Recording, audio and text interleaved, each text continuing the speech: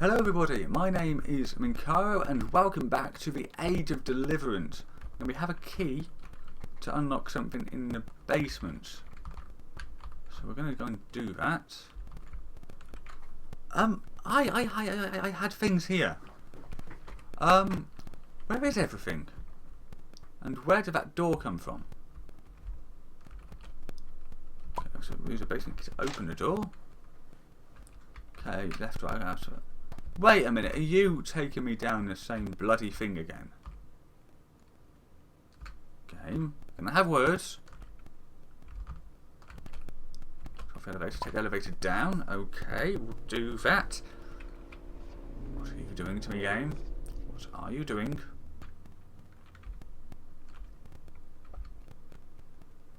Okay, so we go up here. Through this door. Oh, this is new. Hello, John. What the fuck?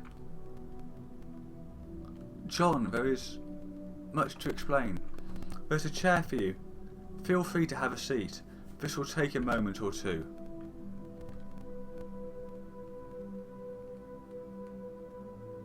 To begin, your name is not John.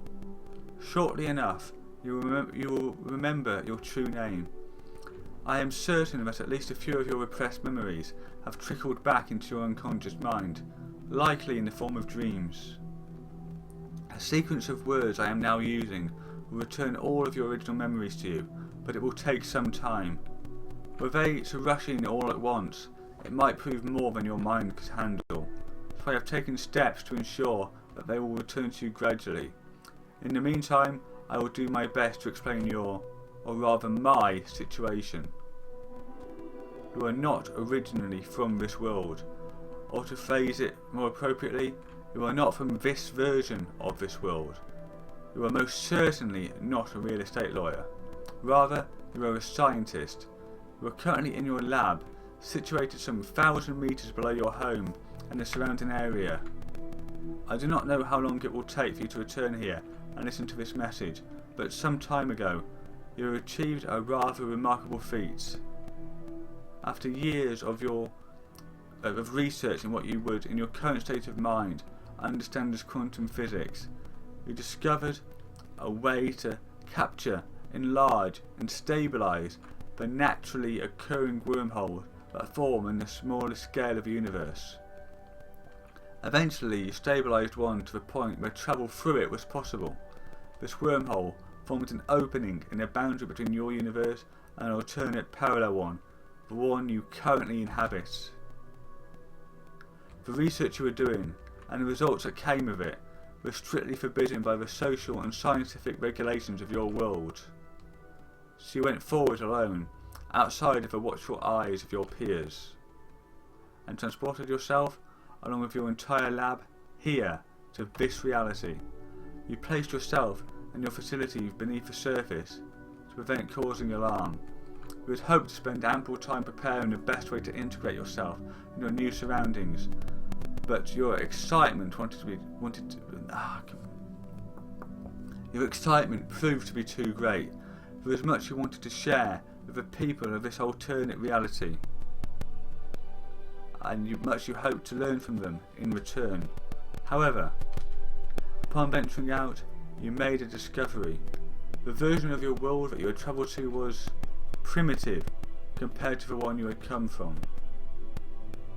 It was populated by human beings genetically identical to those found in your universe, but their society and level of technology was disappointingly ancient.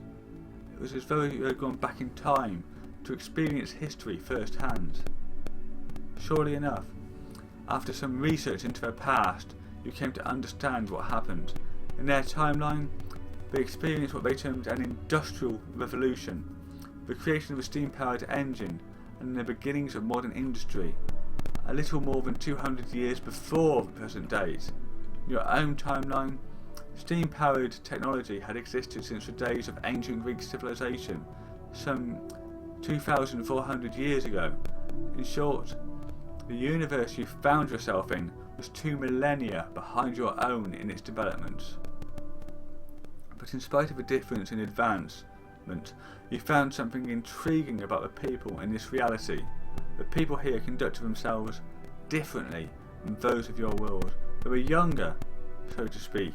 Their behaviour showed little regard for long-term consequences, and their emotions were intense and unconstrained.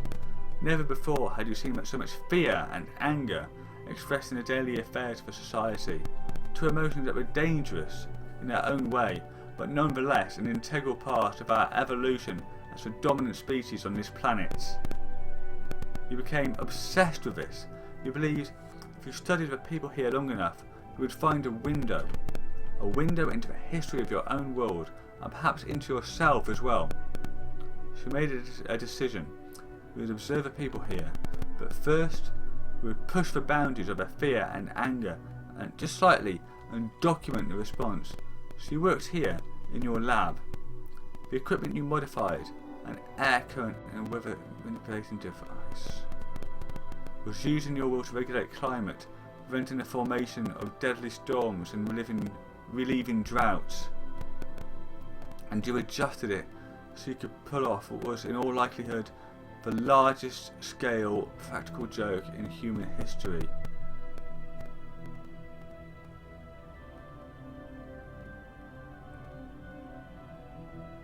I can't recall what went through your mind at the time. It was supposed to be a prank. Indeed, in your world it would have elicited a few laughs, and perhaps a wrist slap from some of the humorless bureaucrats in central government. But here, you never in your wildest dreams could have predicted the ramifications of your actions. When you first arrived in this reality, your life science scans provided you with some astounding information. This world was populated with more than 7 billion human beings, an astronomical number compared to the world you came from. A week after the start of your social experiment, the number had dropped to a little over 5 billion. 7 days. In 7 days, 2 billion people lost their lives through homicide, suicide, genocide. I can barely begin to imagine how it happened. I never thought the people of this world could be so volatile and fragile. As of the time I am recording this message, around 10 million lifetimes remain, a fraction of what was here when I first arrived. By the time you return and listen to this, and you, as soon as things got out of hand, you were going to run off, back to your universe. You had no idea what to do. But in your last walk through the town above your lab, you found her.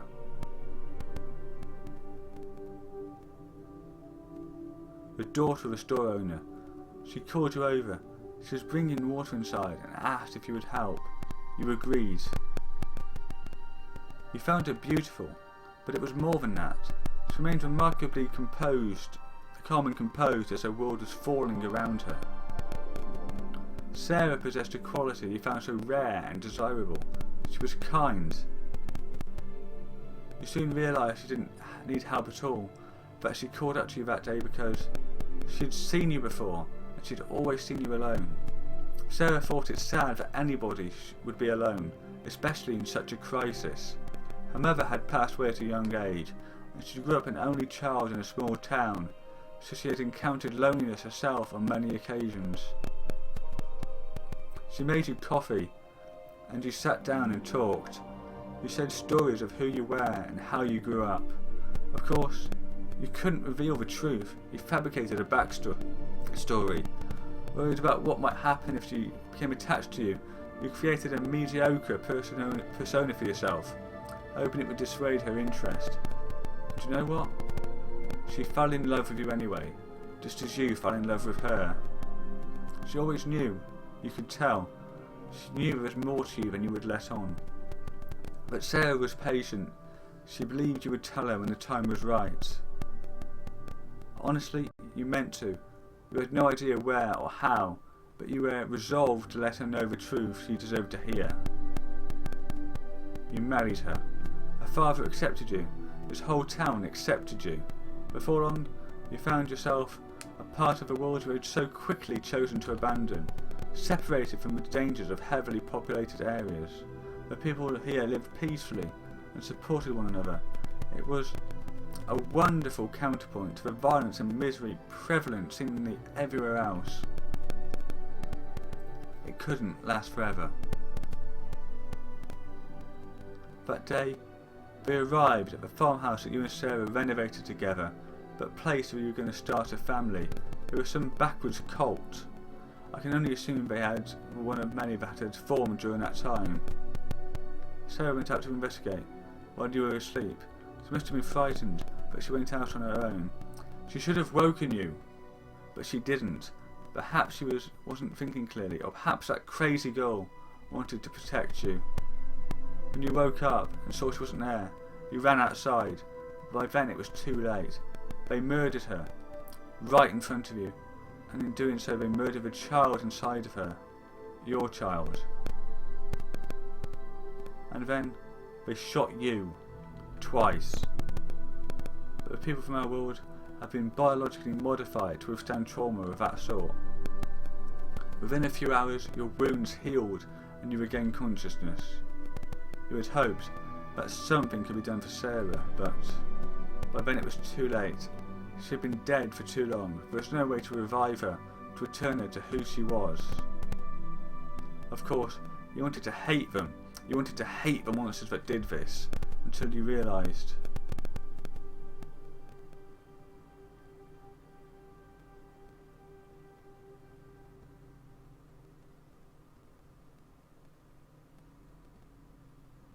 They weren't evil. They were ignorant and frightened. Young children not yet mature enough to fully understand what it means to be human. You realised then who the monster there really was. Everyone in town was dead, and you buried them all near the church, their sacred grounds, except Sarah. You laid her and your unborn child to rest in a small grove of trees, next to her childhood home. You thought it was where she would want to be. And you gained your resolve then. You were going to fix everything, all the damage you had so blindly and mindlessly done. You looked through all your research to be inspired by any idea that might come to mind. Time travel was out of the question. The research conducted in your universe determined that it does not rewrite history. Rather, it simply creates additional timelines. It would have created a new timeline for this universe, one where your experiment never occurred, but this devastated world would still exist. Nothing here would change. So instead, after months and turmoil and obsessive work, you crafted the dark apparatus you see here in this room. It may not look like much, but it was created for utilitarian purposes, not aesthetics. Should you step inside that device, it will read the precise molecular pattern of your DNA and destroy every occurrence of it, not just here in this universe, but in every universe and timeline. It will effectively erase you from existence. Along with you, the work you have done, both wonderful and terrible. It's almost funny how my most brilliant work to date would be used for such a purpose. In the end, right as I was about to step inside and accept accountability for my actions, I became a coward once again. I couldn't bring myself to do it. Nothing seemed more unnatural to me than the act of erasing my own existence. It would be a death of the most strange and final sort. The wormhole is still here. It will not destabilise until I go through it and return to my universe. But I could not bring myself to walk away from all this, and from Sarah. After what seems like an eternity of indecision, I have finally decided to erase my memories, but only for a while, only until I return here. I will replace my memories and make it as though I have lived in this world my entire life. The world you have experienced is one I have created. Well, not entirely. The town is much as it was when I first arrived in this universe. I only made a few minor modifications. I filled it with apparitions, holograms as you would understand them now, meant to guide you, and perhaps instill a small amount of fear and confusion the people of this world must have felt because of your actions. Sarah, though, do not think of her as merely as some hologram, a recording as I am. She was created from your memories of her. What you felt for her was genuine. I wanted you to remember that, your feelings, when you return here with the experience of a denizen of this world. I have hope that this will lead you to make the right decision. So now, the time finally has come. I have sealed the exit behind you. Your indecision ends here. Straight ahead is a chamber that will eradicate you and restore life to this world as it was meant to be. Behind me is a way home, back to your universe. I will not implore you to make one decision or the other. I think it is clear how I feel. The choice is now yours. I remember. Just barely, but I remember the fear of being in this room. I don't want to die. And I can't live with what I've done. But at least I'm clever enough to have set this trap for myself. I know now, there is no other way I would be able to make this choice.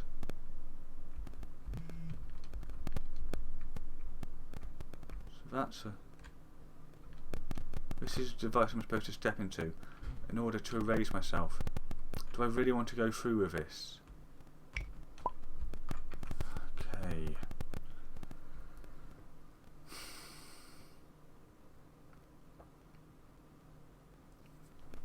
See, what I'm thinking is if he... I think it might be the right thing to do.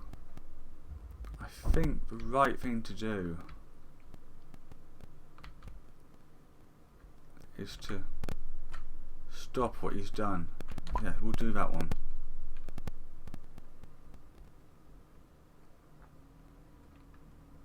Ah, wonderful. You've made it absurdly dark and cramped in here, an added layer of terror to supplement the experience.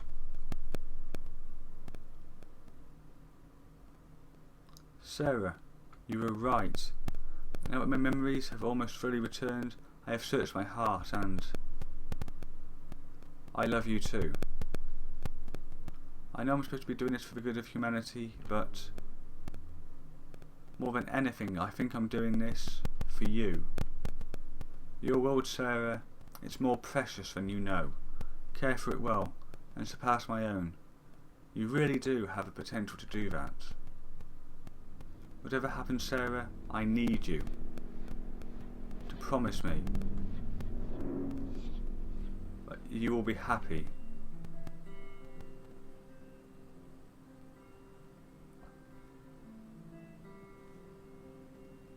Oh no, this was a really stupid decision, wasn't it? I mean, look at this place. It's falling apart. It's straight out of an 80s slasher movie. I remember when I was little, Mrs. Murphy lived here. This house had been in her family for a few generations. She was a sweet old lady, a little nutty, but who wouldn't be, living in the middle of the woods like this. When she passed away, her grandson inherited it. He didn't want to deal with the headache of maintaining it, so he was going to have it razed. And I couldn't let him do it. What was it? Woman's intuition or something?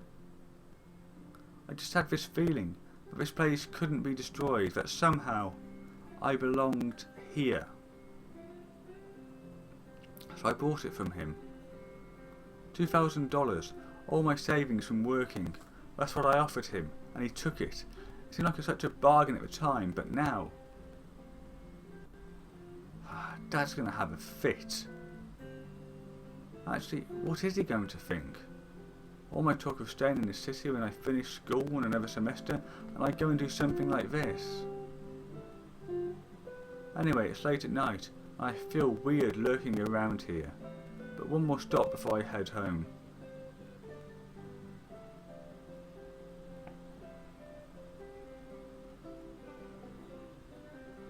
I guess now that my house is here, this is my own personal little mountain. As much as I love New York City, nothing beats this view. One day, when I have a family, this really will be my home. I can picture it. Me, my husband, our kids, having a picnic out here, under the stars on a warm summer evening. And there I go again. Get a grip, Sarah. You don't even have a boyfriend yet. Huh?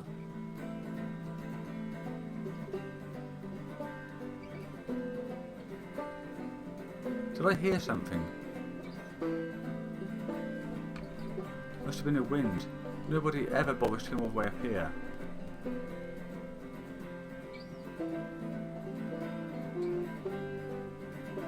I guess it wasn't such a bad idea after all, buying an old farmhouse on a whim.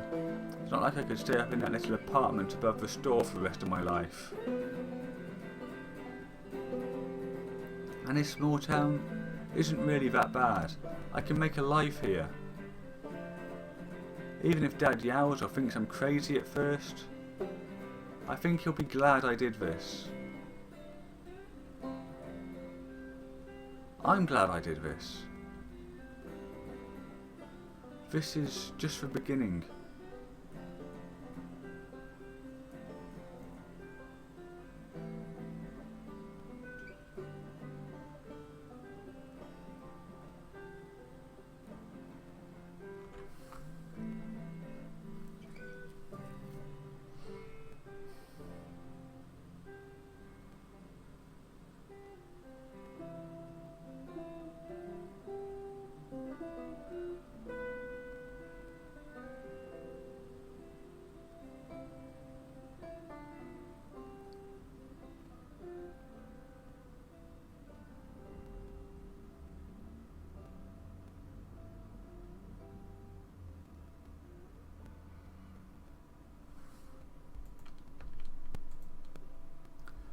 So that was the Age of Deliverance. It's just as good as I remembered it being. It's fantastic, frankly.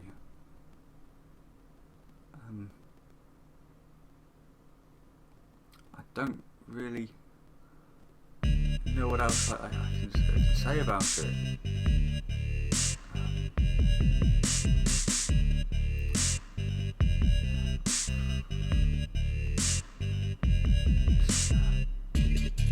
Incredible. Thank you for watching this. I hope you enjoyed this as much as I enjoyed making this video. I will see you next time for whatever it is I'm going to do next. Take care.